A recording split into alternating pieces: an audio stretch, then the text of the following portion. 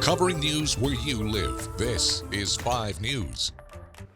Fort Smith police have arrested a juvenile in connection with the shooting death of a teenager. Investigators say the shooting happened around 6 o'clock Wednesday night in the 1400 block of North 36th Street in Fort Smith. When police arrived there to the scene, go ahead and take a look at the video. They found 2 people with gunshot wounds, a 12-year-old with not life-threatening injuries, and a 15-year-old who died. Police made the arrest just before midnight. Since those involved in this case are underage, police aren't releasing many details at this time, but we are working to learn more. Stay with us here at 5 News. And we're also following developments in the case of an Arkansas psychiatrist accused of Medicaid fraud and hospitalizing patients against their will. Judge Karen Watley has recused herself this week in his trial, citing previous contact with Hyatt when he served as executive director of the state medical board. According to court records, Judge Watley ordered the case to be transferred to another division. Judge Leon Johnson will now preside over the case, which is currently set to begin next month. Now, we're learning that Hyatt closed down his private practice, and former patients say they are struggling to receive the care they need. Tyler Masters was a patient of Dr. Brian Hyatt when he says he received a voicemail 2 weeks ago letting him know the Pinnacle Premier Psychiatry practice would be closing down. He says he's called the facility every day since he received that message to retrieve his records or even a referral for a new provider with no luck. The earliest that I could get any provider to be able to do that is May of 2024. And from a mental health standpoint, expecting someone to cold turkey stop medications that they're on and go for 6+ months without it is detrimental to their health. Well, Tyler says his journey to a diagnosis at Pinnacle was a 6-month-long process just to find a provider and get tested. He hopes that he won't have to wait that long to get a diagnosis and medication this time around. All right, before we get to other news, let's get a check of your weather out there today with meteorologist Zach Scott. Hi, Zach.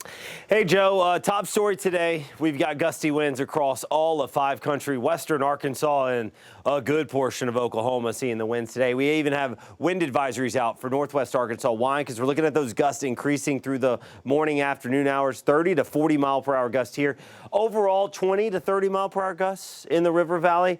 And then you get in those higher elevations, those ridges of the Ouachitals, and we can see those gusts over 30 miles per hour up to around 40 miles per hour. I wouldn't be shocked if some of the higher elevations of the Boston Mountains and the Ouachitals got even a few gusts over 40 miles per hour today. So it's going to be windy, but those south winds driving in. The other part of the story, the warmer air, warmest temperatures so far this week, low to mid 60s northwest Arkansas, mid to upper 60s in the River Valley.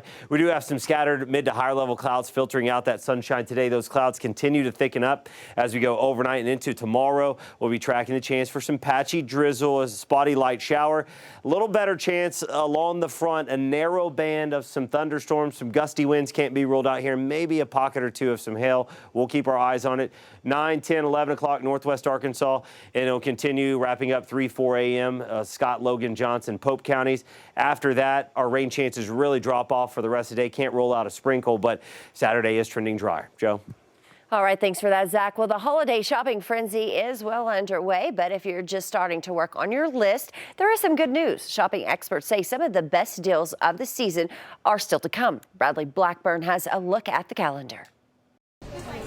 Yeah, these are nice. For shoppers like Melissa Reeves, grabbing gifts for the holidays starts early. Mission accomplished. Really early.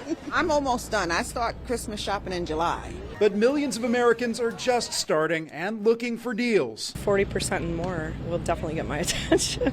If you missed the discounts offered during Black Friday and Cyber Monday, expert shopper Kyle James says there's good news. Oftentimes, the closer you get to Christmas, the more money you're going to save. He's been tracking the calendar for years at ratherbeshopping.com and says there are key dates to know. Friday, December 8th, could see the best deals on tools and hardware with discounts of 20 to 30%. Saturday, December 9th, is good for tech like laptops and also for toys. But don't wait if you need a specific toy.